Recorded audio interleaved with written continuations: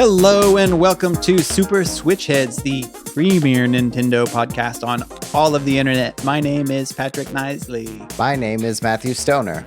My name is David Howe, and boy, oh boy, ladies and gentlemen, we have a very special guest for you this evening. The one and only Robert Segovia has joined us again on the podcast. Hey, here I am again. How you doing, Robert? I'm doing good. I'm doing really good. Very good. Awesome, Robert. You are here to talk with us about console theft, about losing your shit. Finally, an upbeat episode. We're going to talk about when people gank your stuff. In particular, when you lose video game consoles and kind of how you deal with that and the process that Robert had to go through when he had a bunch of his gear stolen. And we're kind of like going to give, personal anecdotes, kind of talk about the implications and what you do and the that kind of stuff and advice and that kind of thing. But we've also got a lot of news and rumors to go over. There's rumors of a Donkey Kong movie. There's Netflix is now finally putting out games. There was a huge Nintendo financial update. They always do this every quarter, but this one had a lot of interesting news in it. So we got all that and more. How's everybody doing this week? Yeah, good. A lot of nodding. Nodding. Yeah. No, Austin University. It's good day. Yeah, that whole bit just kind of washed over me. I mean, I guess that's something that's really, is that like just a bunch of Elon Musk and Joe Rogan stands? No, those are, I think it's actually like super conservative. Okay. So not quite, not libertarian. Professors. Yeah. Not legit professors, more like adjacent talk show radio hosts that are mad about something. Man, Austin is just becoming a hub for some of the worst kinds of people. I feel like when I've lived in Austin that it's like every 2 or 3 times a year, people just own us for something. Like they're just like, this is the worst crap that's ever happened. The city's so dumb. And then they all just move here too. Yeah.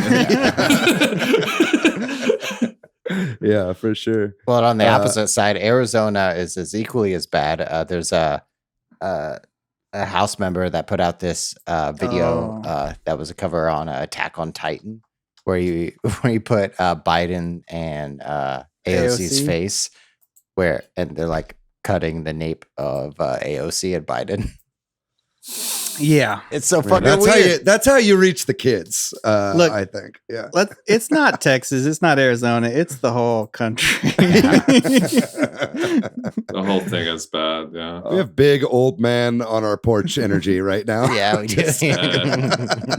I can't believe the grumpy one is with Robert Segovia. That guy is usually so cheerful. Yeah, I mean, I had a very chill weekend. Personally, I just stayed in. For the most part. Oh, I did hang out with Cena a little bit. We played a little bit of a video game. Smash? Played some Smash, played some Twinkle Star Sprites, played something else as well. But yeah, it was good seeing Cena. Went to his new house. So yeah, good hanging. Always nice to hang out with fellow Switch heads. We're going to be doing some IRL Smash at some point soon, I'm sure.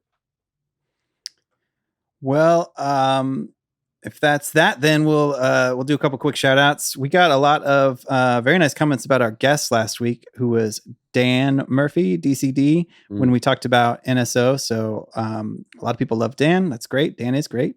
And then also about the topic, Donnie left us a message about how the point that people might pay, $10 or $15 for just some of these N64 games by themselves kind of puts the pricing in perspective. And I think we have a note here to shout out Donnie for something else. I wasn't even aware of this. Oh, that's me. Yeah. I think, Donnie, you used David's referral for Discord Nitro. So thanks for boosting our Super Switch Headz Discord server. Yeah. Share those emotes, Don. Yeah. And then on YouTube, Eric with a K said, you could go to the movies, get a drink and popcorn once during the entire year for the same price as the N64 expansion pack, which lasts an entire year. Yes. So we talked about all that. Thanks for everybody who gave us a note or sent us a message. We didn't get to them all there, but appreciate it. Nintendo cucks assemble. Yeah.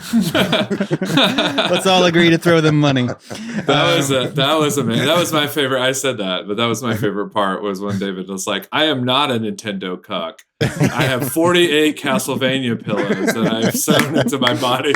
Oh, good stuff. What are you? Where are these pillows I've sewn into my body? This is the first time hearing about this. I don't know. I'm gonna start the folklore. Please do. Yeah.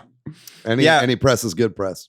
If you're out there listening or watching this, we appreciate it if you send us a note or leave us a review or share the podcast somewhere online and like and subscribe on YouTube. Oh, and can I make a quick announcement? Yeah, you can. We're doing a giveaway. Yes. We've been meaning to do a giveaway here for a bit. We keep forgetting. But we got a couple games to give away. We're going to be giving away one in particular today. I'm making the call right now. We did not talk about this before the show. You're going rogue. I hope you guys are all right with this. This is news to us too. Yeah. Provided by the good people at Sega Sammy Incorporated. We do have an extra copy of Super Monkey Ball Banana Mania for the Nintendo Switch that we're looking to find a good home to. So I think the best way to do that is probably share this episode on Twitter or Facebook or Instagram. Tag us. I don't know, maybe use the hashtag, I don't know, Switch Headz with a Z. We'll see it, and we'll make a drawing of all those who have shared the episode, and then whoever wins the drawing gets the game.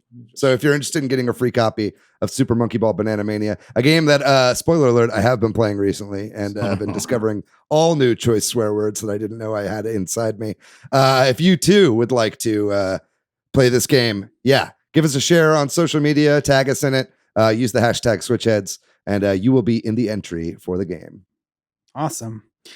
Well, with that, we're going to talk about the news and rumors in the gaming sphere for the week. First up, there are rumors going around that Seth Rogen, who is said to play Donkey Kong in the upcoming Mario movie, is going to have their own Donkey Kong movie. I think there are a few alleged sources of this, but what do y'all think about this? Do you think this makes sense? Do you think you believe it? Is this just smoke but no fire? Or it's too early to say if we want this or not, right? Like, we haven't had a chance to see what Seth Rogen does with Donkey Kong. Yeah, I mean, it's kind of like the Mario movie too. It's like, what is that good? Is that going to be good? You know, like, it's like, I'm super excited if that movie's good, and then we're getting another one, right? I like Seth Rogen. No problems with Seth Rogen. I have total 100% faith in Meladandri-san, okay, in order to pull this off. But I mean, it's like, look, I think this is great. I think that, like, out of all the casting that they said, Seth Rogen probably is the best for the character that they cast. And so it's like, I can totally see a Seth Rogen as a Donkey Kong. And honestly, I think like a Donkey Kong movie would be more fun than a Mario movie. It sounds like it makes more sense in my head as to what you could do with a story with a Donkey Kong than Super Mario Brothers. It's like, what do you tell even with the Super Mario Brothers movie, right? Like, that hasn't been told in every single game. So yeah, I'm excited for this. I mean, we'll see. The question is this setting up the Super Smash Brothers cinematic universe? Maybe. Give me your preferred Diddy Kong casting. John Leguizamo. That was quick. That was quick. Tom Holland. No. Holland. It's going to be Timothy Chalamet. And Timothy Chalamet would actually be all right. I'm thinking maybe Michael Cera. Oh yeah, that could be fun. Let's do it. One translation, if you're not familiar with CEOs across American corporations, David, you referred to Meladandri, who is the CEO of Illumination. Yes, absolutely. Yeah. Got name dropped for a very long time in the most recent Nintendo Direct, and he could potentially come up in our discussion later. Hell yeah! Thanks, Matt, for that, because during the downturn I lost my subscription to CEO monthly, aka Forbes. I figured unless you paid close attention to our jokes, you probably don't know the Illumination CEO. Man, here I am trying to do deep cuts. All right, moving on. Famitsu is a publication out of Japan that covers video games, and for a long time, Masahiro Sakurai, the director of the Smash Brothers series, has had a column, I believe, bi-weekly column every other week in that publication. That is, this last issue was the final one, and apparently it was kind of a celebration of Sakurai in general. Like there were interviews, or an interview with him, and some other. He was on the cover, right? Yeah, I believe he was. So there's like sort of a whole thing. It wasn't just his last column. And I encourage you, listener, to go check it out if you're interested in Smash and Sakurai and that, because he talks a lot about the development of the DLC in particular. You kind of have to find translations, obviously, but Push Dustin on Twitter is one good source for that. So yeah, it's kind of interesting. He talks about, when and how some of these characters were implemented, which kind of answers some of these questions we've had over the course of this. And there was also in the interview, they asked him apparently about, the future of Smash, of course. And it's kind of interesting to hear him say that he didn't really think it could be done without him. But that could be a translation thing, because he also seems so humble in some of the other stuff. So honestly, I kind of wonder if he's just like, I don't know what they would do, kind of like what other person is going to work themselves to the bone. I don't know. Well, I think it's like, I don't know. It's as a fellow control freak, you know what I mean? I kind of feel the same way. It's like, I edit the show and it's like hard for me to imagine anybody else editing it because I do all these like little quirky things and I would like hear every little problem with it if we outsource the editing or something like that. And then, I do a comedy show every week and it's like, I'm like all weirdly control freaky about that kind of stuff too. So I kind of like get that, where you're like, this is clearly my baby. I've been working on this thing for decades now. I'm afraid that if I let go of control, someone's going to like run it into the ground. And it's like, well, that's probably not true. I mean, him going with Bandai Namco to like develop the game for the past 2 Smash Brothers should be an example of like how he can trust other people than just his small team. I get the sentiment. Although that having been said, if you are going to keep working on Smash, Sakurai, please make another game first. You owe it to yourself and the fans. He's too good of a game developer to just keep doing this forever. Yeah, apparently one of the quotes is that they did try having somebody else do it, but it didn't go well. Oh, really? Oh, man. Yeah. I mean, again, this is like little bits you get translated, so who knows the full the it was context. like an Edgar Wright Ant-Man situation. Yeah. Dude, rip that movie. That would have been amazing. But yeah, I think I have things too that I'm a control freak about, but it is Smash Brothers, so it is going to go on. Yeah, they'll be making Smash Brothers when we're long dead. So you can't really be a control freak about that. Yeah, it's just is he going to keep working on it when he's like 80? That's the question. Yeah. The Pope is like, I don't know that the Catholic Church will go on without me. Let's just shut it down. Oh boy. Moving on. Netflix has launched games through the Netflix app. At least on Android. I don't think the iOS has launched yet. Correct. That's my understanding. At least this happened a few days ago, maybe even more like a week ago, right after our last episode. Looks like there were a handful of lineup game or launch lineup games, not like a ton. Some Stranger Things games. I've been wanting to check this out, but I don't know if it was a flop because I haven't heard much about it since that first day. I've heard nothing since it launched. As I know, there's a ton of Teeter Up fans, which is one of the few games, including Card Blast and Shooting Hoops as well, that are available through the Netflix service. But no, I have not heard anything about it since.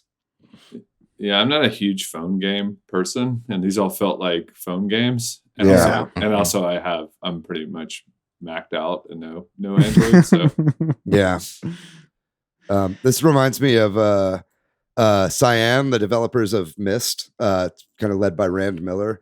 They've only ever made like first-person adventure puzzle games that are very much in that style, except for one game called I think it's called Buggy Hop or something like that, but it's just like some iPhone game where it's like Bug Flicker, I think, and it's like you flick bugs into frogs' mouths, and it's like the most phone game mobile thing you could ever think of. And he's been interviewed, and he's like, I don't know why nobody ever latched on to Bug Flicker, and it's like, yeah, I wonder why that game never took off. From the creators of Myst, Bug Flicker. Well, we joke, but mobile games make a lot of money, and so I don't think it's dumb of Netflix. We'll see. We'll find out. I don't think it's dumb, but I always think with these things, it's like I think these big companies always underestimate the PR you need to like actually break through, and they just like, oh, we're Apple or we're Amazon or we're Google, it'll just work, and it's like, no, that's not how it actually. You have to actually tell us that you have games and have not a release schedule. Yeah. And gamers are a fickle bunch, man. Like they can smell bullshit from a mile away. I think, almost to a degree that is too much. It happens on. Just look at the comments on Nintendo's Twitter page. But it's like it's like when Google and Amazon tried to get into the streaming game, like gamers pretty much rejected it because they're like, we know you guys. The heart isn't there. You guys are just doing this to get into the business because of the money. And I think, I don't know. It's not like it's a brand recognition is not going to go very far with the gaming community, I think. Well, we'll see if that we can hear anything more about Netflix and their games. But moving on, we've talked about Team Executor. I'm having a hard time with this one. Executor. Who Team Executor. Team Executor. They execute lines of code. Who is like a hacking group of Nintendo consoles. Like they would sell hacked Nintendo stuff, right? Like and Nintendo went after them because it wasn't just like providing emulation, it was actually selling the products.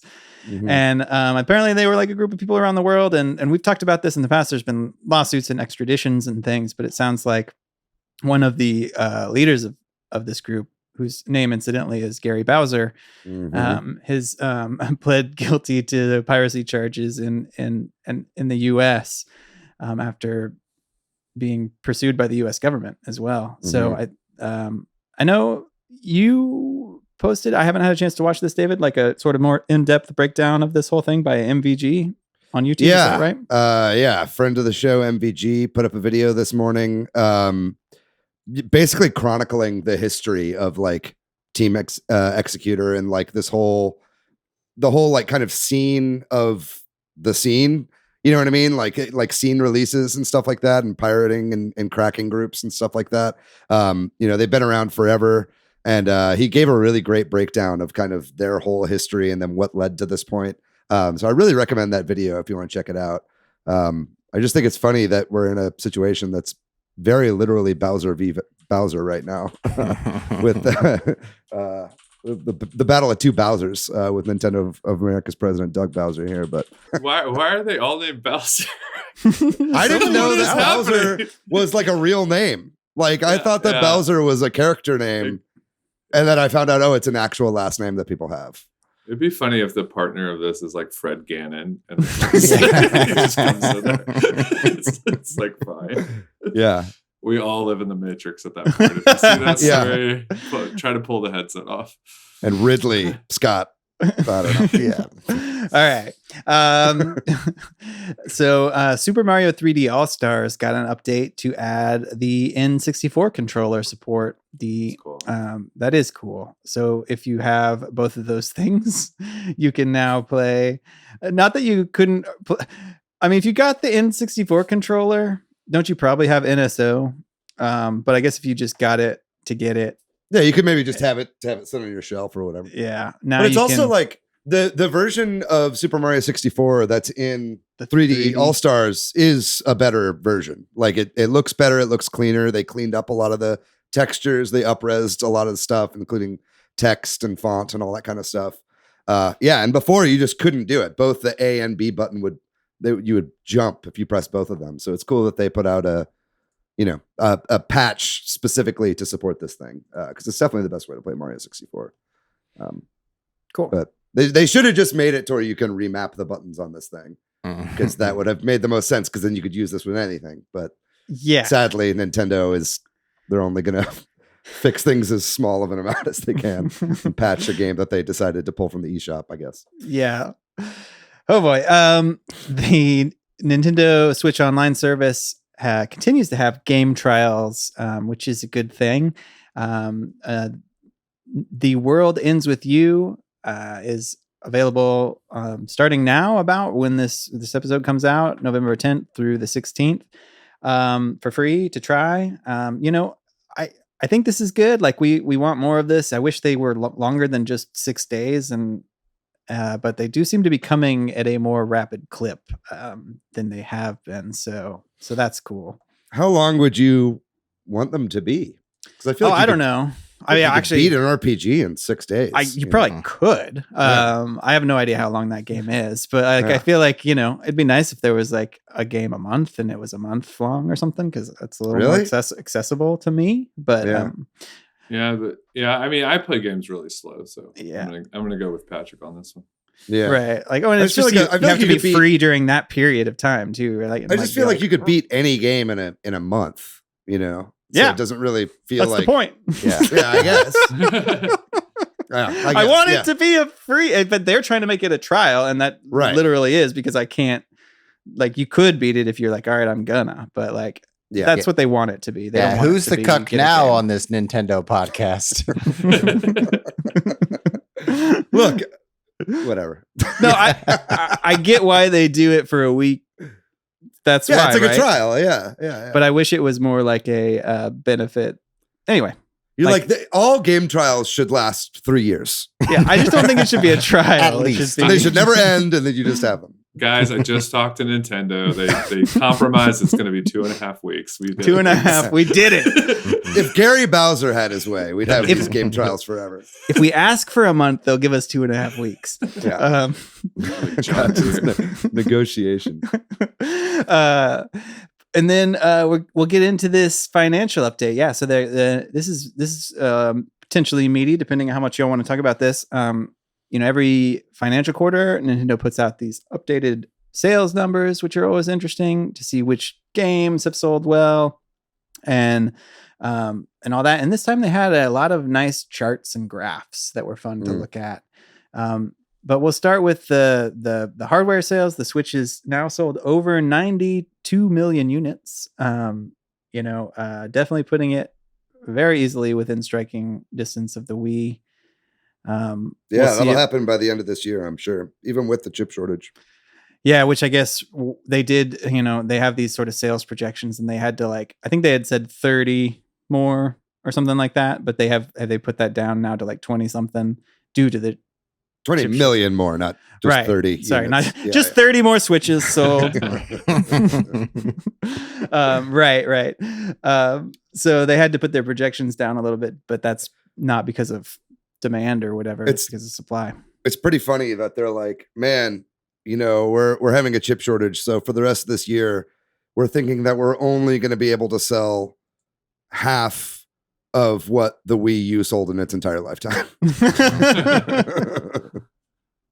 Yeah. So that'll be interesting when that happens, when it passes the Wii. Probably in 3 months we'll be talking about that. Mm-hmm. And then the software has some interesting facts. Mario Kart 8 Deluxe continues to lead Switch software charts with over 38 million units. And the interesting fact here is that it is now the best-selling Mario Kart game, and that's Mario Kart 8 Deluxe, not just like Mario Kart 8, where we combine the Wii U version and the Switch version. I think it was Mario Kart Wii that was the one it passed, right? Mm-hmm. And we, there was speculation, I feel like the last time they put out these numbers, or maybe earlier in the year, that like maybe Animal Crossing will pass it at some point, but I don't think that's ever going to happen. I don't think it's ever going to happen either.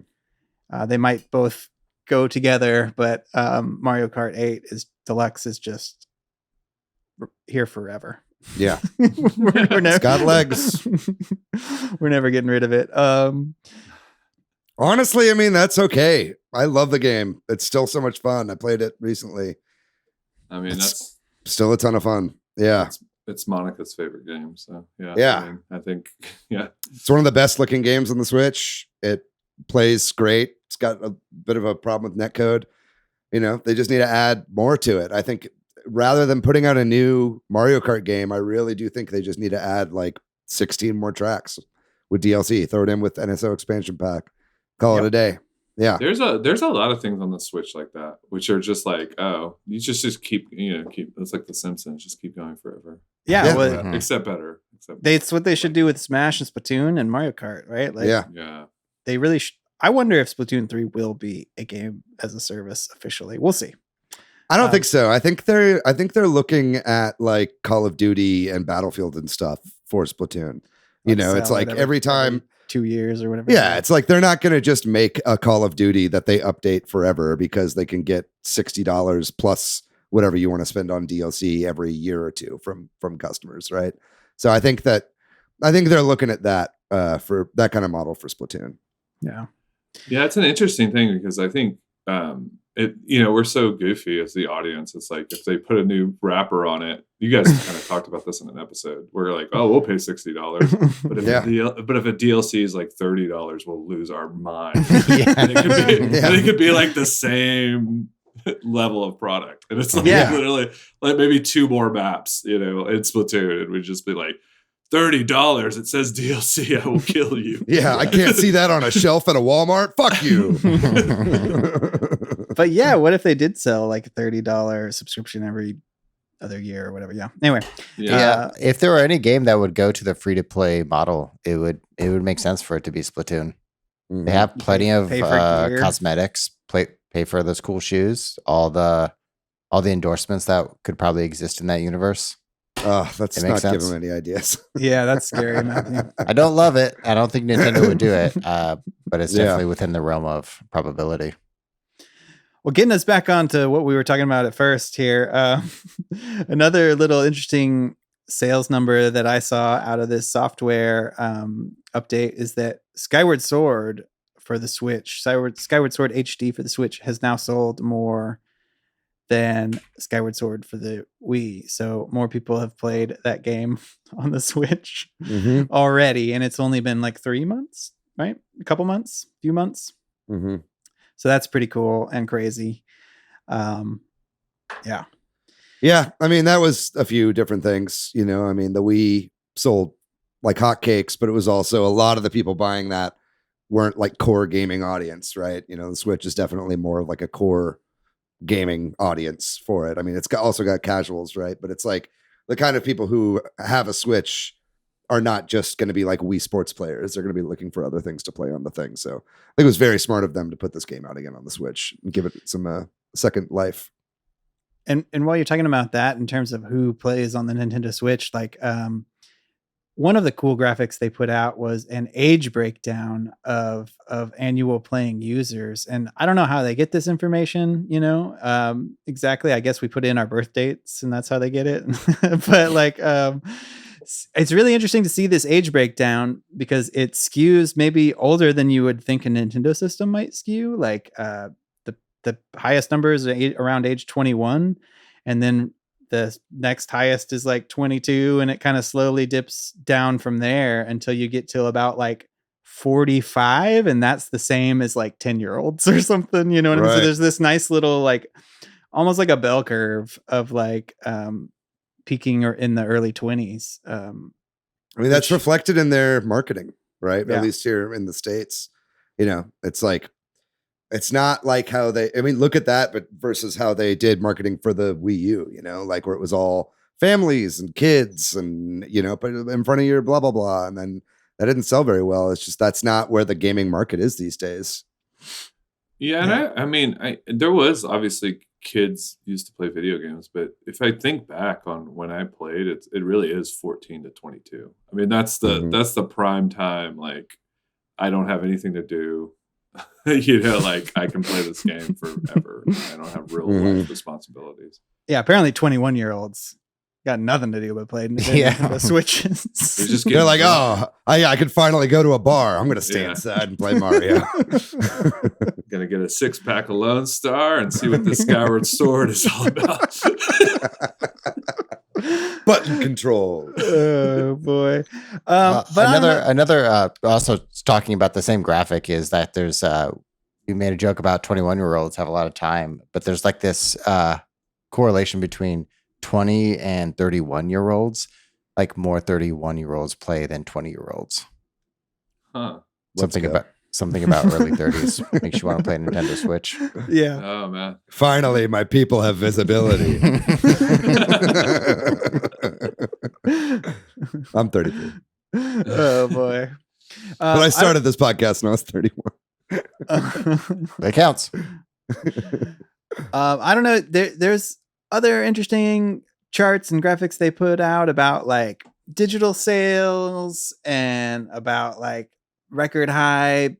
This is the highest third party like software has been available ever on a Nintendo platform. Apparently, like the most there's like, which doesn't surprise you, right? Like, but still kind of an interesting fact. Lots of other little interesting things in here about their IP and how they want to like talk about these movies, want to get, you know, more people consuming their IP in other ways to bring them to games and vice versa. And they have a nice picture of CEO of Illumination in there, Chris Meledandri. Meledandri son. Let's go. So yeah, there's a lot of stuff to talk about potentially or pour over here, but you know, also like how many people are subscribed to NSO and that kind of thing. Yeah, it's how many is it? It's like over 32 million. That's so, again, this we should have said this earlier, but this is all as of September, the end of September. Right. So we're not seeing any like, Dread sales or anything. We don't know like anything that. about Metroid yet. It'd be interesting to see that next time. Although you think if it was really high, they probably would have just said it anyway, right? That's what I've heard people say, but I don't know. I don't know if they want to set that, you know. Yeah. I think like Pokemon Snap only sold like 1.2 million or something like that. Or maybe even, it wasn't as much as people thought it was going to be, right? Yeah. So that kind of doesn't spell quite as much good news for Dread, but we'll see. I did find there was one slide in there that I found really interesting, which was the what they're planning to invest in with their money. And a lot of that was into non-gaming ventures like movies and stuff like that, like you were alluding to. But then I think they also said that they're putting like $90 to $100 million or something like that into new game development and stuff like that, and developing, you know, basically just bolstering their output of games, which you love to see that. I mean, that's like what you hope they would put their money into, right? So hopefully that means that either, you know, more studio acquisitions coming up where they can put them on a lot of these kind of like dead IPs, or just more hires in their research and development teams. So either way, I think that's a good way to go. That means we're finally going to get that F-Zero Bounty Hunter game where Captain Falcon gets out of the car. They just needed $90 million to get it going. I honestly am hoping. David left. David has left the chat. No, I'm here.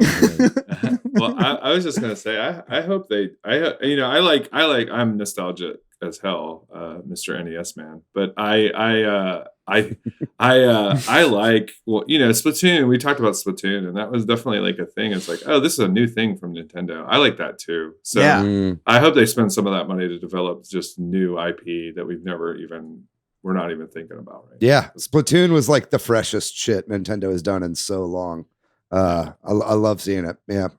Yeah, so more stuff like that I think would be cool too. I think one interesting part of this, like the subtext of a lot of these initiatives, are to get more people to sign in with Nintendo accounts and to have a Nintendo account like at theme parks, at their retail stores, in their apps, and on their Nintendo consoles, to have more of like a customer base, not just people who own consoles, but people who are interacting with intellectual property.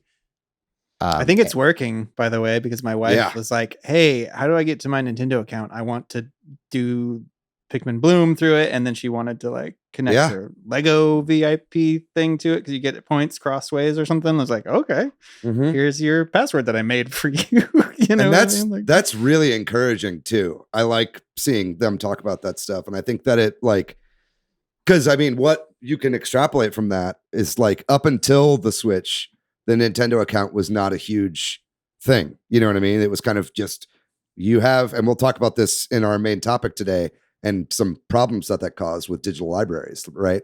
But it's like you have to think with all of this, your game purchases and everything being tied to your Nintendo account, they're going to want to move all that stuff over to the next console, right? Yeah. Let's hope. You know, and I mean, I feel that was the subtext of what they were kind of saying in there as well. And I mean, we'll get to that in just a second. You have here on the notes about what they said about the new console, right?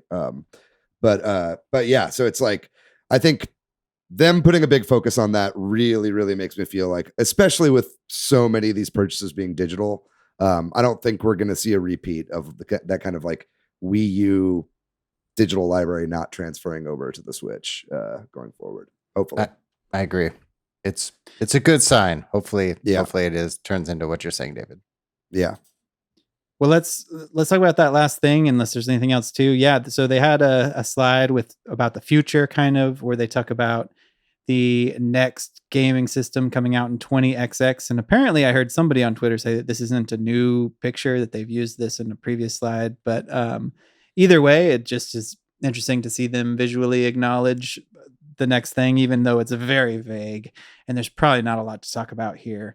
But I think you're right, because it's also in the same, they're talking about the Nintendo account on that same page, which makes you think, that's like, they say it's the foundation to develop services on. So let's hope that's true. You can carry over purchases or something. Yeah, probably similar ways that we might use like a Gmail account across services, or Totally. like I don't know, like a Facebook account or an Apple ID or something like that. Or Game Pass, right? Like that's what Microsoft is all about now, is having all your shit available to you at all times. What was that? I was just going to say with Sony, they sort of are like, hey, you can play the old crappy version of this game that you have, or we're going to refresh and remaster the game, and then we're going to get more money out of you. So you can keep your crap if you want. But that seems more like Nintendo, right? Yeah. So it's just sort of like, hey, do you want to play? So I know you guys were talking about the emulations on these. They'll probably be at some point with the new system. Hey, we fixed all that stuff, but you're gonna have to pay for that. If you the expansion to the expansion. If you want to play the crappy first gen emulation, go right ahead. Did we tell you that we updated this with Mario 3D All Stars?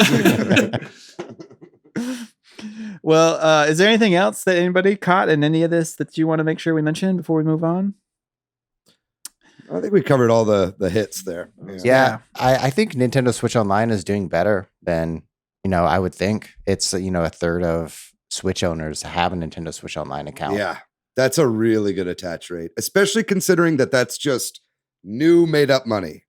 You know what I mean? Like the only thing that they're really losing in that is the only thing they're really paying for with that is cloud saves, right? Is like a server to hold your cloud saves. Yeah. But other than that, they're just charging you $20.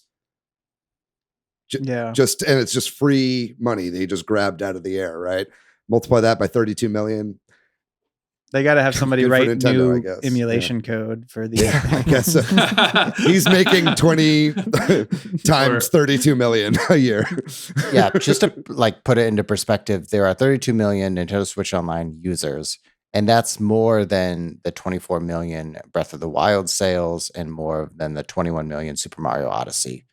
So it's doing well as some of the software. We should note though that they include members of a family plan in that number, right? So that's not 32 million account or 32 million subscriptions. That's 32 million users using it. Yeah. And I would say too, I think the reason the console sells, but also like all these, the really impressive numbers are the game selling numbers, not really the console numbers to me on any system. Because there are people in those online plans that literally probably have Mario Kart 8 and Animal Crossing and just the online plan, and that's that's all they have. So it's like, they are projected to cross 1 billion software sales for the Switch, which would be a first for any Nintendo console. So that's a pretty big deal as well. Wow. That's a lot of emulators. You know what's cooler? You know what's cooler than 1 million games sold? 1 billion games. All right. Well, the final thing wanted to mention is that Nintendo has announced some Black Friday deals. So if you're looking to, buy a Switch for somebody, or maybe some Switch games for this holiday or what have you, good time to pay attention at the end of this month. Apparently, there will be a bundle with Mario Kart 8, not deluxe, not surprising. Oh my God. Rush out to my nearest supermarket. That'll push that number up even more. Not like it's a huge savings, but they'll have some of the first party games on sale for $40. Ring Fits will be on sale, and the Mario Kart Live home circuit will be decently discounted down to $60 like a regular game. I'm trying really hard not to buy that Luigi because I never play that game, and it would just be a Luigi in a cart sitting on my shelf next to the Mario in a cart sitting on my shelf. Yeah, I feel you. $60 makes that a little more tempting. Yeah. Well, I think that does it then for that segment of the show for the news. We're going to take a real quick break, and when we come back, we're going to be talking with Robert all about how his shit got stolen.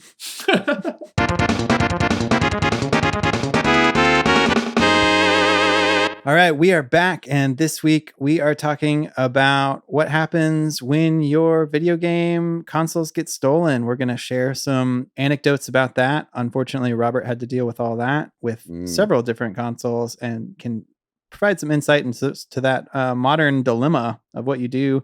And we're going to maybe give some other anecdotes from our past about that, and also kind of what does that mean for buying digitally versus physically? What does it mean for cloud saves? What does it mean for advice in terms of you who might take your Switch out in public, that kind of thing? I've got some stories. Yeah. Yeah. But before we get into anybody else's, Robert, you're the one with the most recent horror story. Can you share? So it was like in the middle of the day on a Sunday, and it actually was the first meeting we had. As some people know, that I own a Fallout Theater on 7th and Vodka. 7th. Just kidding.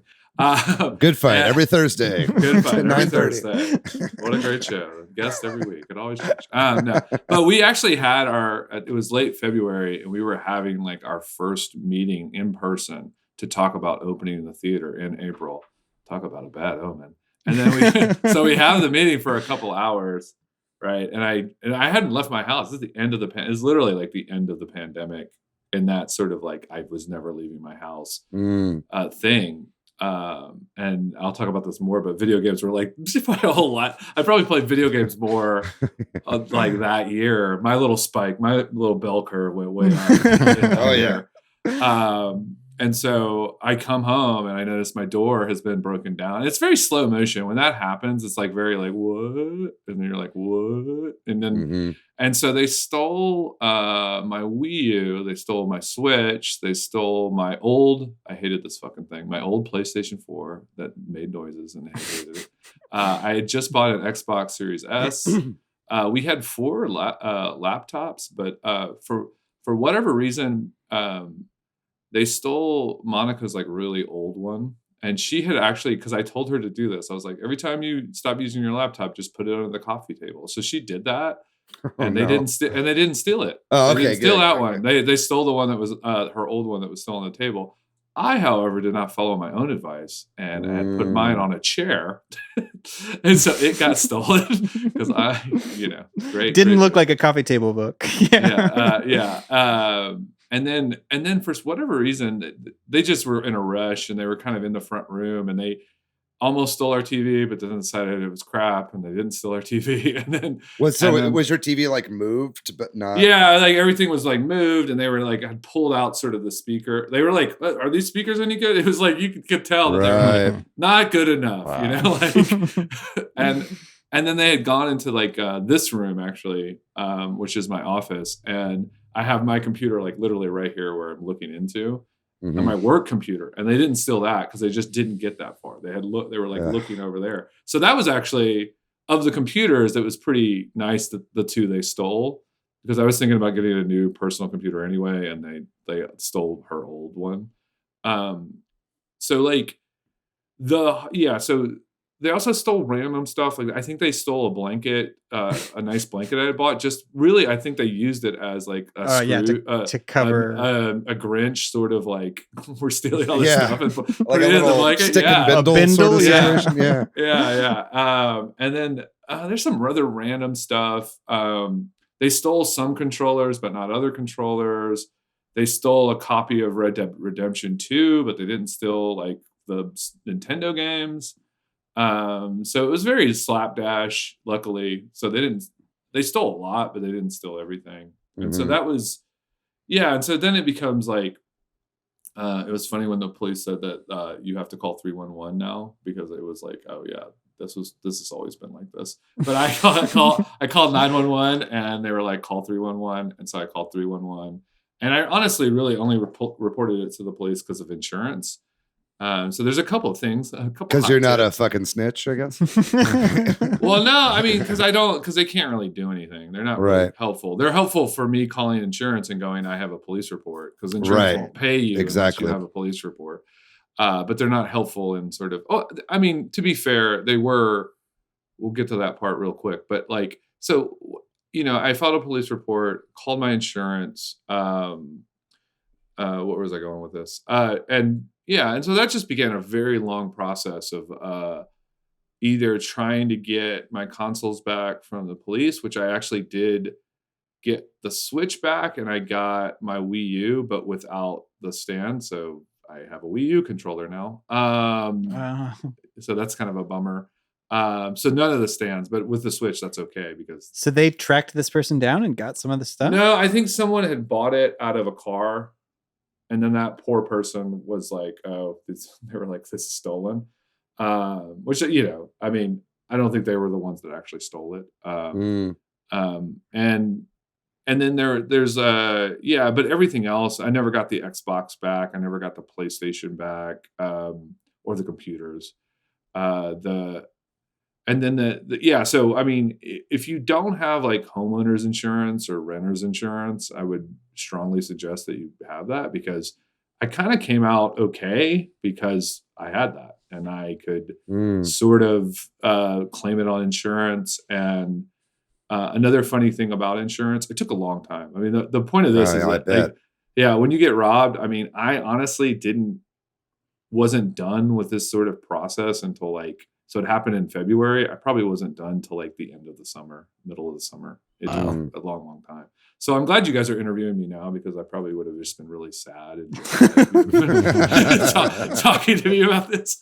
But yeah, so like that's one hot tip, is just like have insurance, because you never know, and they will. The other weird thing about insurance is that it's kind of backwards. So if your thing is old and crap, they will pay for the replacement of that thing. So like my PlayStation 4 was a total piece of garbage. Like I said, they paid for like 70 or 80% of my PlayStation 5 because they pay for the replacement. But the Xbox Series S, which I just bought, I pretty much got hosed on that, because it was like, they depreciate it and you still have to pay, and they don't really give you any money for it. So it's a weird. Sort of like the crappier your shit is that you're replacing, the better you are replacing it, because they're going to pay the difference. Can I ask this question? Did you have to do anything to prove that you owned these things and that they were stolen? Like, did you have to have receipts or I mean, pictures or anything? Yeah, I think you had to have. That's a good question. With the insurance, I'm trying to think through what the police report. A police officer asks you and they record you, and you kind of have to go through like, what's the serial numbers? What are the items? I mean, it is sort of on the honor system. I know they ask me for details. They ask you for your social security number and all that stuff. So if you're lying to the police, that's probably bad. But like, I don't know that I might have had to send. I think I did have to send serial numbers in, but it wasn't to prove that they were mine. It was more for them to track them. It's like, if you want to get this back, we need this for tracking purposes. Like if it's sold to a pawn shop or something like that. Yeah. I mean, honestly, the only way they're going to figure it out, they can do some IP stuff. They do. So what they basically do is they track all the pawn shops, but most robbers are not going to sell it to a pawn shop because they know that. But they also reach out to Xbox, to Microsoft, Sony, and Nintendo. And I want to say that one of them, I think it was Sony, that one of them were like, they're really good about this, and they'll come back and they'll tell me everything. It must be Nintendo was good about it. And then I think it was Sony that they were just like, good fucking luck. You know? they were just, and like Microsoft was kind of in the middle. I think that's what it was. I could be wrong on that order, but like there was definitely one that was like, man, they get right back to us and they tell, they're like, because I think Nintendo, I think is a little bit more, that's why it's kind of a pain in the ass sometimes with the Nintendo, but they actually do care about security and stuff like that. Whereas, like I said, I want to say it's Sony, where they're just like, good luck, have a fun time in your life. That tracks with personal experience I've had with stolen consoles as well. I'll get to that whenever I tell my story, but it's like, it's certainly Nintendo at least like puts the energy into caring a lot more than Sony does. Yeah. And so that insurance part is just like, insurance is very slow too. So you really have to like bother them. You like buy something and then of course I was buying things in the sort of like, you can't get a PlayStation 5 and you can't, actually it wasn't a horrible time for the Switch. But the other two consoles were definitely like, I was buying them at the fucking height of like, how the hell do we even get these consoles? Right. And then the insurance company, and then the door, I had to get the door fixed. So that was another sort of thing. But yeah, I mean, I think the big thing, the other thing is like, we talked a little bit about, the two other things I would say is that we talked a little bit about like these online services. And so I really have I had Nintendo Online already because I gotta play Rygar. I think I'm lying. I believe you. You're the NES guy. Yeah. Love me some Rygar. Gotta play some Punch Out. Gotta get in there. But yeah, so I already had that. So except for Animal Crossing, which has a very sort of like specific way you have to do it, which I of course didn't fucking do, which I'm glad I got my Switch back because I still have my island, but I wouldn't have because I didn't do the thing where you're like, talk to me and then answer 18 questions. Like, just fucking save it, you piece of shit. Stop looking at me. Who are you? You're not in the game. Is that Isabel's voice? No, it's not Isabel. It's that weird settings ghoul. It's Mr. Rossetti, right? Yeah, it's Mr. Rossetti. That's right. Yeah, fuck that guy. He sucks. He scares kids. That's why they like took him out of this game, pretty much. Oh, really? Yeah. He's really mad all the time. Yeah, triggered. Logistical questions. Did you have the serial numbers for your hardware? Yeah, so that's a good tip too. Is the answer is no. I think I might have accidentally had one for either a console or or one of the computer, like just like random ass, like I took a picture for some stupid reason and maybe I was excited about getting this. I might have had the Series S because I was like, oh, Series S. And then I had like the picture for some reason. But yeah, for the most part, I didn't. And that's another thing. It's like, go into your various rooms and just take pictures of all that stuff because you are going to need it and it will help you find that stuff. And like I said, I mean, the heartbreaking thing that was lost in the game consoles is really the Wii U. Because it's like irreplaceable and it's just like it's gone. And also I feel dumb because I do have a Genesis in my closet and we should have put that in our closet. We just didn't do it. We just hadn't done it yet because we were still like doing that stupid thing where you're like, wait, did they steal the Genesis? No, they didn't get there. That's what I'm saying is like it was back in my closet, so they never got back there. Right. And if I just would have done what I should have done with the Wii U would have just been back in my closet, and they would have, and I would. And you would never play it again anyway. Yeah. Well, I don't know. I might break it out for Kung Fu. I'm gonna keep naming NES games. Yo, I love my Wii U. I play my Wii U all the time. I mean, if I can jump in with some of my own experience, just because it kind of ties to that. Because the Wii U didn't have when you get your Switch stolen, if you've downloaded your games, you can just re-download your games again easily, right? Like, and if you have Nintendo Switch Online, all your saves are backed up, like in a cloud, right? And you can download all that stuff again. And so that's really helpful in that regard. I had a 3DS stolen, and the 3DS had no such, this is back, when that was just tied to whatever system you had. This wasn't like on a Nintendo account, right? And I didn't have my serial number for my 3DS that was stolen. I bought it secondhand, and I never took a picture of the serial number on the system. And if I had been able to give them that serial number, they would have just been able to like, all right, here we go. But what ended up happening, I ended up calling Nintendo, and this is how I know like Nintendo kind of like had my back, is like they were like, okay, so you don't have the serial number, so they weren't sure if I was just like making shit up or not. You know what I mean? If I was just trying to like get free games put on a new account or whatever. Like you're social engineering them. Right, exactly, right. So it wasn't like that. But what they ended up having me do was they in Nintendo, even though it's not like tied to an account that like anybody can access or that you can access from like a browser or something like that, they do have a list of those games that you've purchased, even if it's just for that one system, right? Because if you go onto the 3DS, you can go to re-download and get all your games back. Yeah, it's not like tied to your Nintendo account. So what they were able to do was basically they were like, okay, well, can you tell me some of the games that you had bought and some of the games that you had? And so I had to kind of like rack my brain and be like, okay, yeah, I had like 3D Xevious or whatever it fucking was. And, you know, I was in the ambassador program and I had this game and this game. And she basically like had me list like 6 or 7 or 8 games until the Nintendo rep was like kind of satisfied and being like, okay, those are some pretty like weird, obscure ones that he just said. So I'm going to like basically trust him. And so I was able to basically get that account tied to my new system that I was able to do like through signing into the eShop. So it's like, I imagine like if you did call Nintendo, you might be able to do that with your Wii U if you ended up buying a new Wii U. That's a good point. I never even thought of that, but they are very. I mean, we called Nintendo. Monica called Nintendo. Let's be honest, and there was same sort of thing. It's like they really.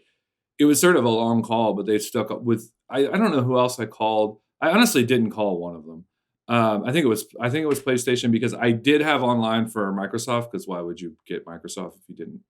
You weren't going to get Game Pass or something. What's the point? But with PlayStation, I would, I usually bought big titles on it and just played those titles and didn't really have the online feature. So I lost all my saves for like Spider-Man and Witcher 3 and Fallout 4, Outer Worlds. And so that was like, I think the two things. So yeah, I think if you don't have sort of a separate drive that you're going to save these saves to, that is a big online feature. You'll still get the games back. I mean, I think all of them will let you get the games back. But it's like, can you actually get the saves that you have? And sometimes that you don't really care if you've only played 25% of the game. But I know with Witcher, it was just like, Jesus Christ. Like, never touching that again. How much hours have I spent on Witcher? Dude, my brother like wiped my Chrono Trigger save from my PlayStation 1 memory card back in the day, like on accident. Or maybe he was even just like, oh, I need some space. I'll just delete this. And I found out I was fucking gutted, dude. It was like, and that game isn't even that long, but it's like I've never gone back and really replayed it since because I was so like butthurt and distraught over losing. Because especially with RPGs, you like really put, it's role playing, right? You put a lot of yourself into it. And if you lose like, a 40-hour save or something like that could be pretty devastating. Yeah, it really, honestly, and that's the other thing I wanted to talk about was just the PTSD that you had. There's not a better term. I'm sure it's probably, I shouldn't use PTSD. No, I think that tracks here. Yeah. Well, you definitely feel violated when your shit gets stolen. Yeah, it's not just violated, but you kind of feel sad because it is video games especially are such a safe place, right? And you sort of go to not be in the real world where you're getting escapist. Yeah, and I know, I don't know why. I think it's because I played the Switch so much and like Animal Crossing so much, which I haven't played at all since then. So it's part of that.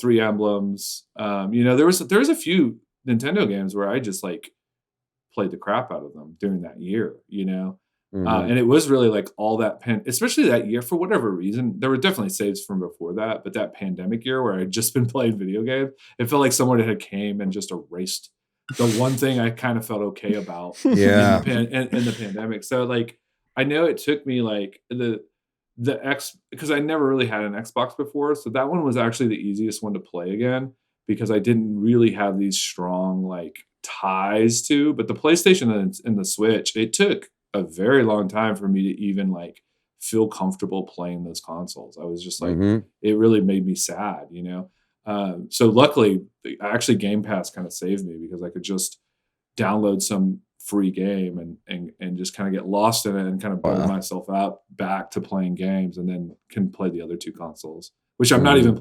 So it's funny for now. Well, I know we always talk about this at the end, but now I'm playing the Switch and the PlayStation. I'm not playing the Xbox, but I don't think I would have gotten to that. Well, you've gotten comfortable with it again. You finally, that's what I'm saying. You're no longer dealing with your PTSD. Yeah. Well, there's a big argument here for going digital, right? Like, if you're gonna take your Switch out with you and potentially lose it, you don't want to take a case full of your games, or if somebody breaks into your house and steals all your physical Switch games, you're completely hosed, right? Like, so I think there's an interesting implication here that isn't discussed a lot, like that in the digital versus physical debate. Mm-hmm. Yeah, I mean, Red Dead Redemption 2, they stole it, and I don't have the save too because it was on PlayStation and it's gone, and I'm probably never. I mean, I liked that game; it was fun. It wasn't like my favorite of all time, but I definitely played like 2/3 of it, and I probably won't ever be going back to that, in the woods hunting deer. I mean, it's not just theft there too. I mean, there was a time when I would, back in like the DS and even 3DS, the majority of those games, I would buy on cartridge, especially on the DS, because, they didn't really sell like full games on the eShop on the DS. But, I always was like, I've always been this kind of like my discs for my Dreamcast and PlayStation and PS2, I always kept in like a binder full of stuff so I could just access them. It's kind of like having them digitally before it was digitally. I never liked going through all the boxes and stuff. I just like having them at the ready. So I would always have like this little, third party little thing that I would put all my DS games in and just carry around with me in my backpack wherever I brought my DS with. But then if you lose that backpack or that slips out or something, then you've just lost like every game you own for that system, basically. Yeah. And I've heard about that so many times, being like, hey, on the subway, we found like a thing with like 20 3DS games in it. And it's like, that's, and that's not to say like, oh, like you must go digital and blah, blah, blah. But if you do go digital, you don't deal with that issue, and you could just re-download them as soon as you get a new system or whatever and tie your account to it. One little piece of advice for Switch owners, and this is whether you go digital or physical, if you take your Switch out with you, and especially if you have physical games in there, put your information with it. Like, if it gets stolen, there's nothing you can do. And, toss up as to if you lose it, whether or not they'll contact you, but they're definitely not going to contact you if they don't have a way to. And, get a luggage tag or even just write out a piece of paper in your case. I put a little label printer thing with my name and phone number under the kickstand on my Switch. Is kind of how I keep it there. Yeah. And then there are some subreddits. Like not everybody's on Reddit, of course, but if you lose your Switch, go to the like Lost Switch subreddit. I've definitely had, not with Switches or games, but like I've definitely had things that I lost that I had my name on and someone gave them to me. Like, oh, you dropped this, or oh, I found this a day ago, and there where it was. I mean, as this is sort of a podcast about sadness and getting lost stuff. Yeah, but people are generally, I'm an optimistic person. People are generally good, and if you put your name on it, a lot of times they will return it. Totally. Yeah, I think most people that find a wallet on the ground are going to return it to the owner and not just like keep all the shit inside. Yeah, just like it's a part of a strategy too. Is even if the thief is desperate, it's maybe. This was this case, but if you have a name associated with a piece of tech, but now you're asking that thief to not only they're not stealing a tech from a faceless person, but now this faceless person has a name or like a location or where they live or maybe a family. So maybe the name on your hardware might guilt them enough to return the thing or to like give it up. Change your username to please don't steal my stuff. Yeah. Yeah. I have a name. Change your username on the console to what would your mother think about what you've just done? Yeah. And then cancer survivor. just hit all of the big ones. Engrave a portrait of your family on your yeah. Please, my dog died, and this is the only thing that I have that gives me happiness. I think that the digital, like, the digital versus tactile things is such an interesting question. I always I was in a band, so I felt like we went through it first. And then people in video games and movies were like, it'll never happen to us. Yeah. And then it's like, okay. And it's like 2004 and you're like, I think it will. But it's like, video games are kind of in the middle, and movies, this is like really, really just happening, I feel like, right now. But it's sort of, it's an interesting thing. It's like, what do you buy in a video game? Because it is cool, it's fun. I mean, I like, especially with Nintendo, I love the way they, the packaging is, and I enjoy that sort of stuff. I hate disc, honestly. I mean, I'll never buy a PlayStation disc again, but I actually do like cartridges a lot, and like I don't know. I mean, it's one of those things where you also don't want to be in a situation, unless you're a collector, and that's totally cool if you're just like collecting things. But I don't buy things to collect things. I buy things to actually use them and enjoy them for myself. So like, it's sad to think that like if I had a bunch of Switch games that I would just be like, no, I'm going to leave them at home. I'm not going to go out in the world with them. But it does make you. I mean, there was a trip I just had, and I was like, oh, should I take my Switch? And I was like, I'm not quite ready to go out and go to Chicago with my Switch. That's where you and I differ, man. I bring my Switch everywhere I go. I can't. Well, no, what I'm saying is I might have done that like before. Right. Before. Now, yeah. like a year Still ago. dealing with it. Yeah. So it's like, I do think it's like, I'm hopeful to get back to being just like, okay. Because that's one of the honestly, the greatest thing about the Switch is that you can just, for me, I know there's different gamers and some people keep it on their TV, but for me, man, I do a lot of my gameplay after everyone's asleep. And I usually lay on our extra bed and I'm just in there, playing games, and I honestly, like, I was like, at first that stupid Steam console, I was like, I'm not going to get that. But then I thought about it and I'm like, I'm fucking getting Yeah. that. I mean, you love this. I mean, and as much as I love the Xbox and the PlayStation, it's like, I don't play some games sometimes because I can't just portably move Totally. them, Totally. So like, I think it would be sad if you just never, so don't be afraid, I guess.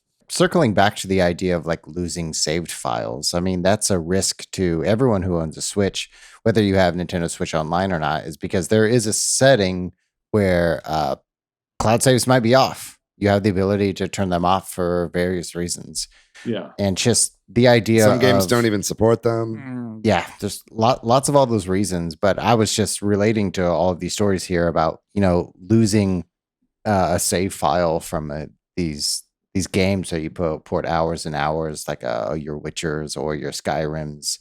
Like, that's like losing a journal. You're losing all of these memories and all of these adventures that you've had, and how that can like affect the memory of that game or franchise. It might be really hard to play that game again. Like Robert, how you alluded to, it's hard to play video games again.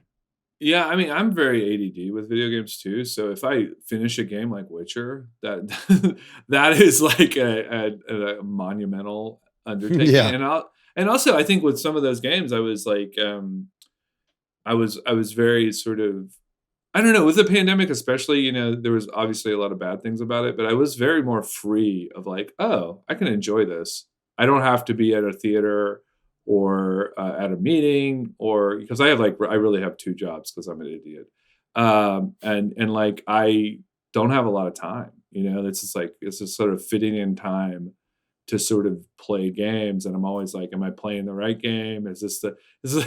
I have this hour and a half to play this game. Right. It becomes like a job all of a sudden. Yeah. And so the COVID was really a time where I could be like a kid again, or at least in college, and like sit down. And so I think that was the saddest part of it, honestly. I mean, I got most of the Switch games back, which was cool, but it was really a Switch and PlayStation sort of thing. And to lose those PlayStation games was tough. I am, and we'll talk about it more when we talk about the games we're playing. I am sort of replaying some of those games finally, but it's really a process. And like I said, I mean, I wish I could say that it was just like, oh, I'm good. But it was like, it took a long time to get the consoles back. It took a long time to like be done with the detective. Everything just took like so long, to the point where you're just like, I don't care anymore. I just want this to be over. And I just want to move on, Yeah. The consoles I had stolen were from my house. I had a house party at my house with a lot of people.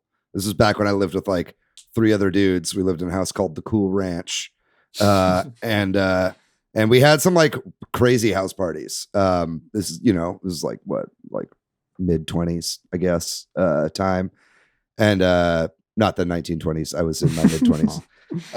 Thanks for clarifying. Thank you. And in my bedroom, in my backpack next to my bed, I had my 3DS, which this is not the one that was stolen. This is the one that I bought to replace it. But it was my 3DS and PS Vita. And both of those were taken from my backpack. And it was like, that one was like, and I totally relate to what you were saying, Robert, about just like that feeling violated.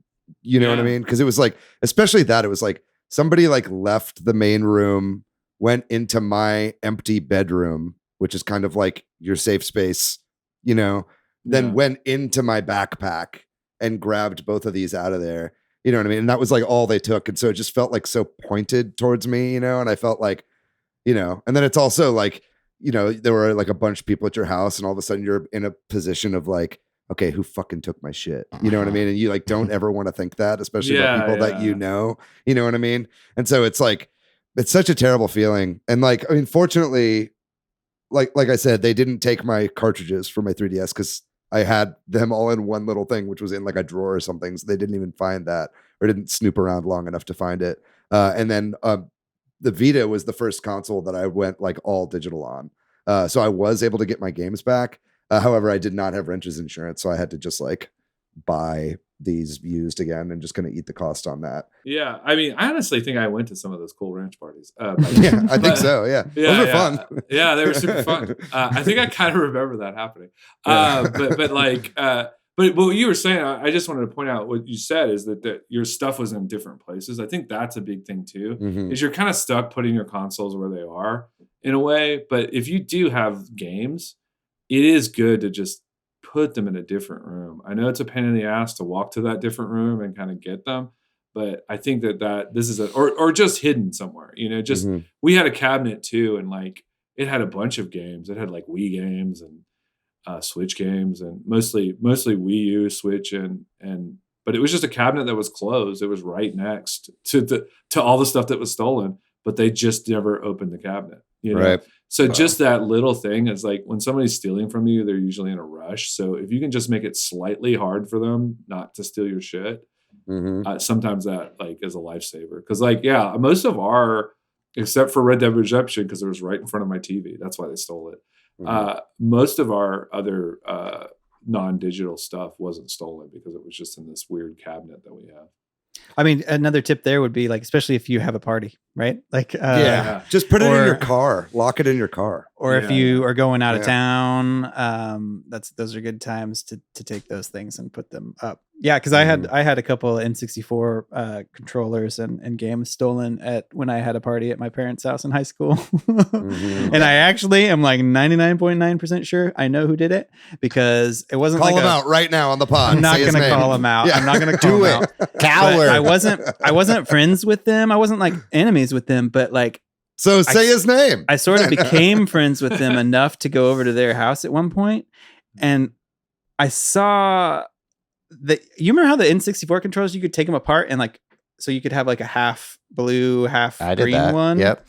So like the colors that were stolen from me, he had them like half, you know what I mean? And I was like, I think this guy stole my controllers and did that to make it look a little bit less like it, but trying to cover his tracks. 25 years ago or whatever. It's a cold case. Let's open it up. I'm sorry that city councilman did that to you. Yeah, that Washington lobbyist. Yeah. I now I'm remembering, my stepbrother definitely stole like, because he lived in a different house. He definitely stole like Bad Boys. These are all, I don't mean for them to be all NES stories, but they are. But I remember the game Bad Boys. It was Bad Boys and I think Ghost and Goblins. And I could find Ghost and Goblins. I remember being so mad, not because he stole them, because it was definitely a situation like you just said, Patrick, where I went into his room and I was like, you don't have bad boys. Just- Yeah. Are you talking nobody- bad dudes or bad boys? dudes? Okay. Bad dudes. That's what I'm talking about. Bad dudes. I'm like, because nobody had it. bad dudes. If you would have, like, everybody had like Double Dragon, and you had, like there were some main Nintendo games you had. There's nobody Fester's like, Quest. yeah. No, that was a joke. But bad dudes. I was like, I know you did this. But yeah. I just remember being really pissed off because I could find Ghosts and Goblins, but I could never find bad dudes again. Have you ever had anything Matt. stolen from you, Matt? I've never had any consoles stolen, but I've had my car stereo stolen many times. I think it's happened 4 times. And it's all happened the first 3 times was at the same shopping mall in my hometown in Ohio. And the second one was on like the side of the road, also in front of a mall. Well, malls are dead anyway, so the advice there doesn't. Yeah, you got the last laugh on that one. Well, I think the tip on that one is just don't put your Switch in your car stereo. Yeah, I tried. I put it in the CD slot, didn't fit. I keep all my Switch cartridges in my CD slot. Yep. Well, we should wrap it up. Is there any other final thoughts on this? Any conclusions or other? This is a secondary argument to your previous argument, Patrick, about digital. It's just the idea of backups and having the ability to back up stuff, if that were ever a possibility, to back up physical hardware and the ethical implications of when and how to do that. Yeah, I would just say, like, take pictures too. I mean, I think that's a bit, David alluded to that too, but if you have those numbers, it's just easier to deal with. Yeah, I think that's a good practice whenever you buy any electronic. It's just as soon as you get it home, open it up, take a picture on your phone of the serial number, and then just forget about it until you need it eventually, maybe someday. I think that's a good practice. Oh yeah, maybe we should do a recap of all the tips. With like the first one was like cloud saves, back up your saves. Renter's insurance, mortgage. Renter's insurance is also like renter's insurance is like the cheapest kind of insurance there is, and it's also kind of the easiest to evaluate as far as like gaming consoles are concerned, because it's like you just know what the MSRP is on consoles. You know what I mean? So it's like at least easy to evaluate there. And then pictures. So you're alluding to all of your items, all of your electronics and everything. And then also that includes like serial numbers associated with those things. And the other thing is, if you take your Switch out of the house, get a little luggage tag or write your name and phone number or email and keep it in your case so that if you misplace it, maybe a good Samaritan will call you. Yeah, and the other thing I think was if you have things, just try to not store it out in the open. I would say if you can cover it up, even with a blanket. It's so weird. You don't think that'll work, but I promise you, like if you just put it in a cabinet or make the eye, they'll go steal something else, and they won't steal that. Maybe the ultimate lesson here is to only treasure relationships beyond physical items to live a happy life. No, the ultimate lesson here is to never own an improv theater. I think that's a great place for us to end. But thank you for owning it, Robert. For I like doing sakes. shows there. Well, we should move on. We're gonna. Thanks again, Robert, for talking with us about that. And also, like, we'd love to hear from our listeners and viewers. If you've got a really great story about, not a great story, but like a terrible story about something being stolen. Commiserate with us. Yeah. You're a thief and you want to... If you're the guy who stole Patrick's stuff, time to come clean. Yeah. Just know, if you are a thief and you've sold consoles, every single person who you stole a console from is a cancer survivor. Yeah. Oh boy, good stuff. We're going to take a break, and when we come back, we'll be talking about the games we played recently. This week, I have been playing, a couple games I want to talk about. I want to talk about Pikmin Bloom. I'm kind of obsessed with this game. It's a mobile game. It combines a couple things I really like, which is walking. We don't talk about this a lot, but I take a walk, at least one walk every day, usually 2 or so. And it's gamifying walking for me. And also Pikmin is really big at my house. So I'm really into Pikmin and I'm into walks, and it's a chill, fun experience. It's really fun sending postcards to people.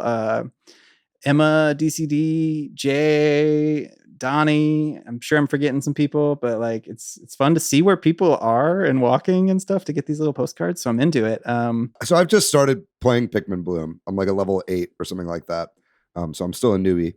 But you're right in that it makes walking, it gives me like a reason to, because before it was like, okay, I guess I'll walk to fucking 7-Eleven or some shit because it's like a goal. You know what I mean? And now it's like, oh, okay, well, I can just walk just to play the game, right? So that's cool. That having been said, I don't understand this game at all. It makes no sense to me. It's hard for me to wrap my head around. I don't know that there's really like much to it, you know? Like it's not like there's any. Like I walked by a big flower today. What does that mean? Well, if you plant flowers around one of the little sprouts, they'll turn into a flower, and then when they flower, I honestly don't know, but I think you get bonuses for that, like if you're in that area. But I honestly I'm don't by know. campus, so there's like probably a lot more foot traffic. Actually, like there's a lot of like giant flowers around where I live, right? Yeah. And so it's like, if you walk by one of those, does it do anything for you, or do you just like? I have the problem that I'm the only person playing in my neighborhood, so it's hard for me to get those flowers to actually bloom. So I don't know. Wow. This is interesting because when David showed the picture of the flower earlier, I was like, oh, he didn't go on a walk. He just played a game. That's what I thought. Oh, no. It was a real walk. Yeah. I was like, wow. So, so it's kind of like, what was the Pokemon where you walked around that everybody played for a year and a half and then stopped playing? It's Pokemon Go. It's by the same company. Yeah. So, okay. I think when the flower is blooming, it's just like more stuff can happen. Like it's just kind of bonuses. Like you get more stuff and all that. You get more drops or items or whatever. Yeah, like all the like stuff you send your Pikmin out to get, I think. Right. But anyway, I've been playing that a lot actually, and then I haven't gotten to play it much because my family is playing it so much, but I've been watching them play a lot of Animal Crossing with the update and the DLC, and my wife has been traveling and she's got the Switch Lite with her, so that's where our new island is. But I have played a little bit of these things, and I really am back in. All three of us are back into Animal Crossing over here, having a lot of fun. I like the DLC a lot. I have watched Eloise get moved in twice, and I have yet to do it myself, but I'm looking forward to doing it. Eloise is the first like DLC, like you go and the happy home. Like when you go to work. Yeah, and you design like you do interior design for these people. Eloise, I think everybody gets Eloise first. She's an elephant, but then after that, it's kind of random who you get. And so, yeah, I haven't cracked open the DLC yet. That sounds like a lot of fun. It is actually. I mean, if you like, it's just nice because it's like when you design your own room in Animal Crossing, you have what you have, but in this you have all the options, and then you have like a targeted theme, right? Like this person wants, and there's like a little rabbit that wants a gamer room, and that's fun. You know what I mean? Like you get to like deck them out with all these arcade games and like nice 3-monitor setup, and I mean? Like, so I'm trying to think what else I have to report. I think that's mostly it. I play a lot of Smash still. Yeah. That's a perfect transition, and I will go next on that one. I've been playing a lot of Smash. I think Patrick, you and I played after we recorded last week's episode. That was so much fun. But I've noticed that Smash captures my attention, and it's really hard to pull away from. Like if I'm gonna play Smash, I need to dedicate at least like 30 to 45 minutes because I'll just be going like one more. What? Like, I need to defeat 10 more Soras or finally defeat like an Olimar that's destroying me. Yeah, it's real easy because I play it every day, and I try to be like, all right, I'm going to play a 2 out of 3. And then I'm going to quit, right? And then I'll play somebody and I'll win or lose and they leave. And then I'm like, okay, I'll just play one more. Yeah. Just gonna play one more. Yeah. And then you know what? I'll play a 2 out of 3 with this person. You know what I mean? Yeah. And then like 10 minutes later, I'm playing somebody else. I'm like, what am I doing here? Yeah, I have that problem too. Yeah, the time gets lost pretty quickly. I was playing it before we were gonna go get dinner with some friends, and I was like 10 minutes before about to leave. I'll just play for 10 minutes, no problem. It was so hard to put down that game in the middle of game where I had to leave. I haven't had that feeling in a long time. So it's both. It's good or bad. It's bittersweet. Is that all you've been playing? You've been playing anything else? I also played Master Chief Collection with Ant Keeps Gaming. Cool. We played some Halo Reach and some Halo CE, and that was fun. It's always great. If you don't know, Ant Keeps Gaming is a huge Halo fan. I am too. So we just made a bunch of Halo lore references, and it was great to play with Ant. Were you guys doing campaigns, or were you guys playing multiplayer? Multiplayer, yeah. Cool. So lots of conversations of multiplayer and what it was like playing Halo growing up, and being excited for Infinite, which comes out in a month. It'll 1 month from today. Pretty excited. Yeah. All right, David. I'll go next. I've been playing a lot recently.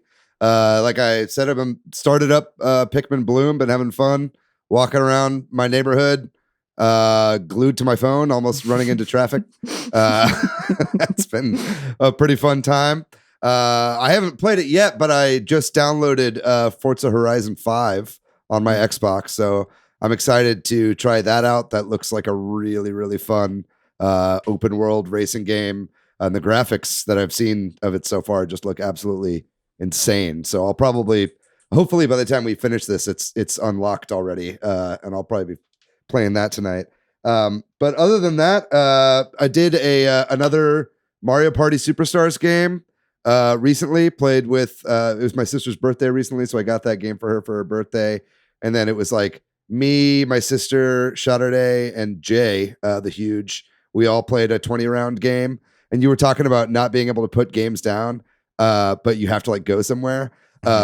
We did a 20-round game, and it was like round 20, and she was like, guys, because we knew this was happening. She had like a deadline because she had to go get her booster shot, and so she was like, guys, I can't. And then like halfway through the last round, she was like, guys, I just have to go.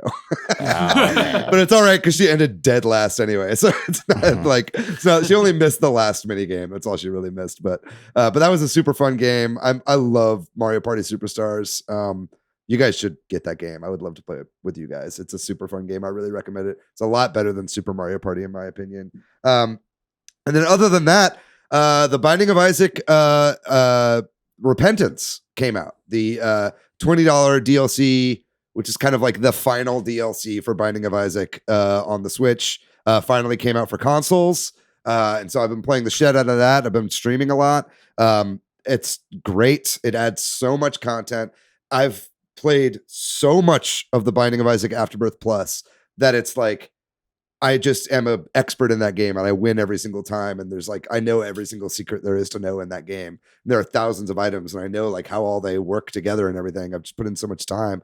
So this is the first time I've been able to play this game in a long time where I like know nothing. You know, like there's a lot of items that I know what they do, but I just constantly, every single run, I'm finding new things. I'm like, what the fuck does that do? You know, and so I pick it up. And that's the great thing about Binding of Isaac is it doesn't tell you any of this stuff. You just have to like try it out and experiment and see what happens. There's even like new characters too that have like really unique play styles that they don't tell you exactly how it works. And you kind of just have to do a few runs, notice patterns, and like see what it is that each item is doing. So it's like totally giving me that rush again of like figuring out how this game works and how everything goes. And it's like, for an old Isaac head like me, it's a delight to finally be playing this. I know it's been on PC for a while, but I held off until I could get it on my Switch. And so I'm having a blast with that. And then lastly, I do want to shout out this wonderful, beautiful little game called Demon Turf. Have you guys heard of this game, Demon Turf?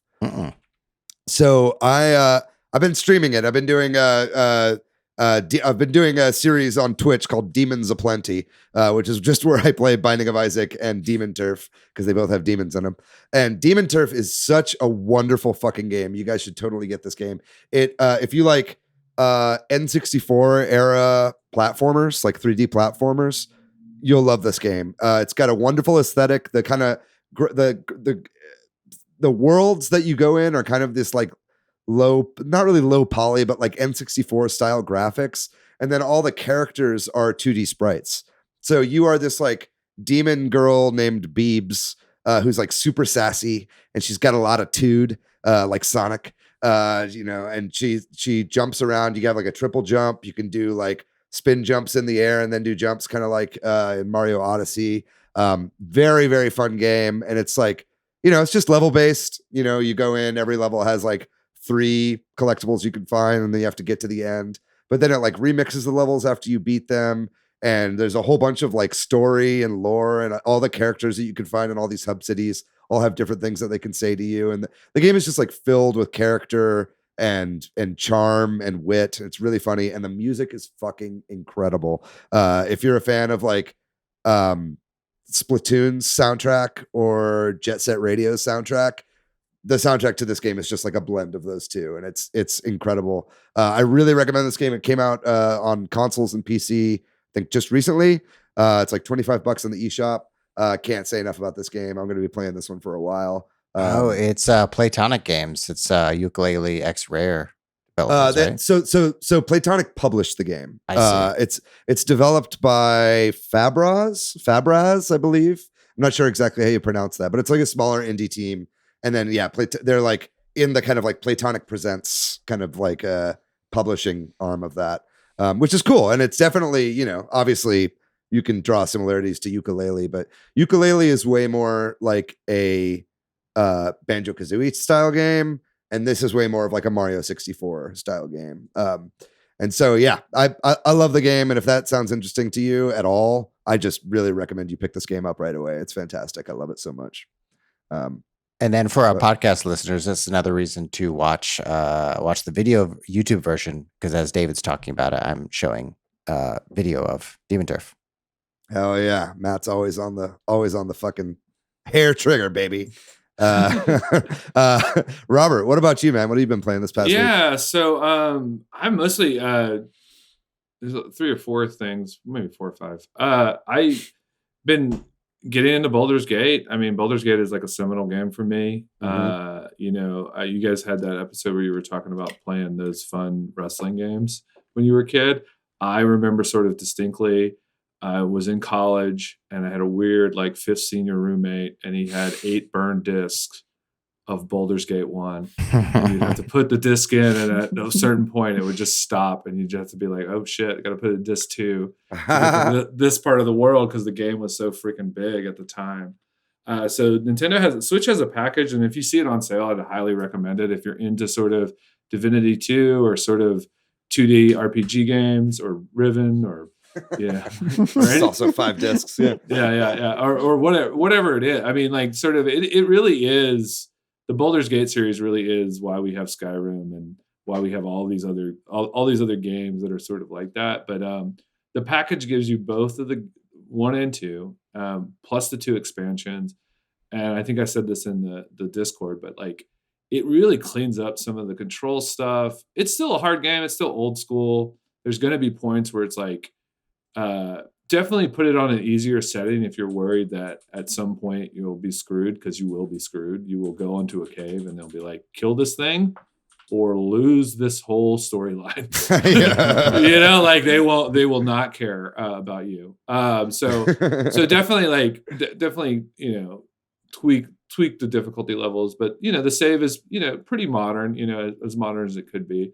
And that got me playing Baldur's Gate 1. So I'm going through Baldur's Gate 1 right now. Playing that got me to start playing Divinity 2 again, which I had stopped right in the middle. So I'm also playing that. So just a lot of that. I'm also playing the first Spider-Man. These are some of the games. I'm starting to get into some of the games that I lost the saves for. So Spider-Man and Outer Worlds, I'm sort of trying to get back through because I lost those 2 saves. I have, I will say that like Spider-Man is very therapeutic.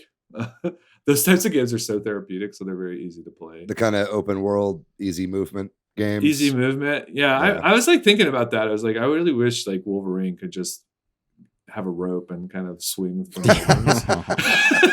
Man, okay, what if Wolverine had webs? Yeah, or just like a batarang, a Wolverine. Yeah, Wolverine. What you're not thinking of is his claws just extend indefinitely. Oh yeah, maybe he can jump really high, whips them around. Yeah, just like jumping and clawing. Oh man, We'll make that game. Marvel, what are you doing? They're making a Wolverine game. Maybe it'll be exactly like that. Yeah, I want to jump from a tall building with Wolverine, and he just survives because he has an exoskeleton.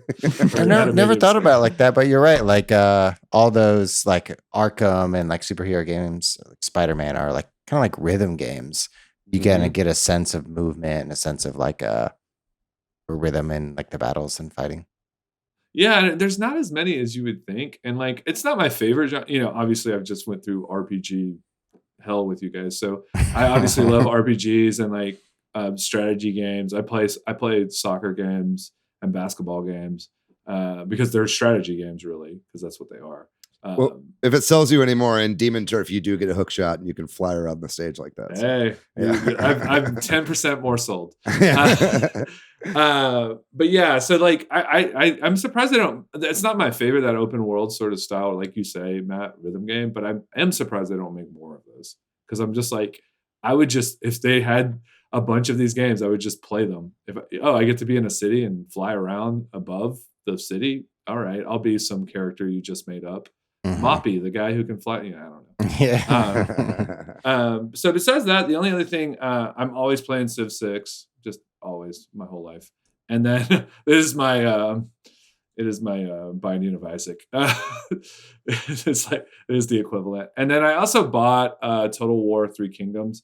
I haven't started playing yet, but I'm excited about that. And I'm also excited about playing Disco Elysium on the Switch. So once I get through these the Baldur's Gate Divinity sometime in December. Well, take your time, because apparently that game, while incredible, and the Switch is a good platform to play it on, it's apparently pretty buggy right now. Okay. And the devs are like working through those bugs, and they're going to be putting out patches. So take your time on it. By the time you get to it, it's probably going to be a better gameplay experience on the Switch. Yeah, Baldur's Gate is very long, so I think I'll be okay. Yeah. I think by the time they'll fix the bugs. But yeah, so that's what I've been doing.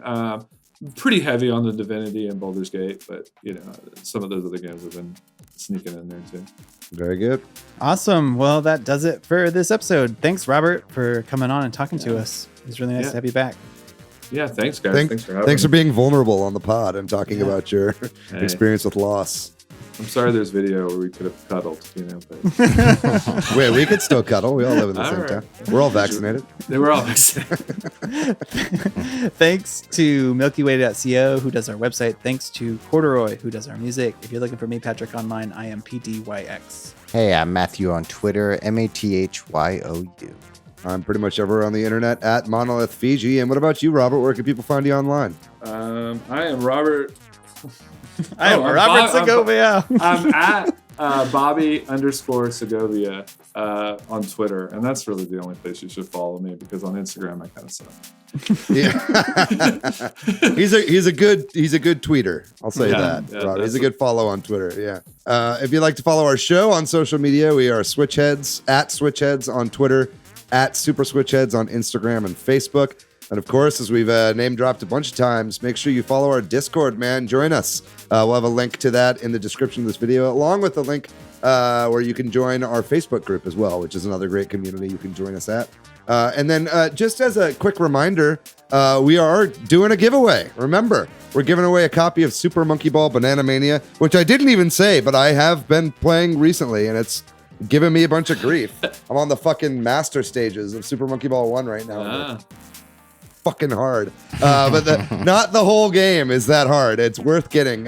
So if you want to be entered in that giveaway, share this episode on social media, be that Instagram, Facebook, or Twitter, not Parler, but any of those three. Tag us and use the hashtag SwitchHeadz with a Z, and we'll enter you in the running to get that code, again provided to us by our friends at Sega of America.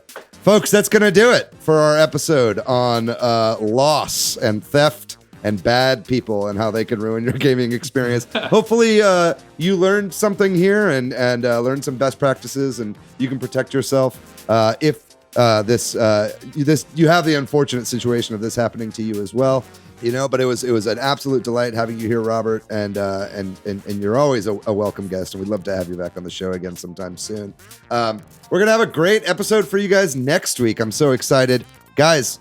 Fucking Shin Megami Tensei is coming out next week. I'm just gonna say it. I'm going out on a limb and saying that's what our next episode's gonna be. We're gonna be talking all about Shin Megami Tensei 5. I think a lot of people in our community are very excited for this game. I'm still on the fence, but hopefully by the time we do the next episode, I'll be convinced to play this game. So we'll see when we talk about it. So that'll be next week. And that's David. That's you asking everyone to bully you, so you play. Shin Megami Yeah, I'm asking Tensei the Switch Headz community to crowdsource buying me a copy of Shin Megami Tensei. So if I don't play it, it doesn't weigh on my conscience. But anyway, we'll be back next week with an episode all about that. Very excited about that. In the meantime, folks, we love you. Stay safe out there. Do the best you can. Live your life as best you can. Let's get that vaccine if you haven't gotten it yet. Hey, we got boosters now, baby. Go get your boosters. It's kids time. Can get it now too. 5 And kids to 11. can get it. You got kids. Get your kids to get it, man, because you don't want to be bringing something home to your kids and they get sick. So I think we're finally on a downswing. It seems here in the States, and that's really encouraging to see. And take a picture of your vaccine card too. Yeah. In case your vaccine gets stolen. A dog ripped up my vaccine card, so the selfie I took coming out of the thing is the only proof I have that it exists. But yeah, also check out Fallout Theater in Austin, Texas, man. We're doing shows there all the time. I do my comedy show there. Robert's been on my show a bunch of times. So we got a lot of great fucking programming there, man. Yeah, we have stand-up, improv, any kind of comedy you want, sketch comedy. We have Good Fight and Garage every Thursday if you're in the Austin area. We have Sure Thing on Fridays at 9:30, which is stand-up. And then we have Buff This Week on Monday. Those are the biggies. These are all good shows. Yeah, they're all really good shows. So be sure to check those out if you live in Austin. If you don't live in Austin, make the drive down, baby. It's like Mecca. It's like Mecca for this podcast. Yeah, move to Austin. Everybody else is. yeah, exactly. Take classes at the University of Austin. All right, folks, that's going to do it. We love you guys very much. We'll see you next week.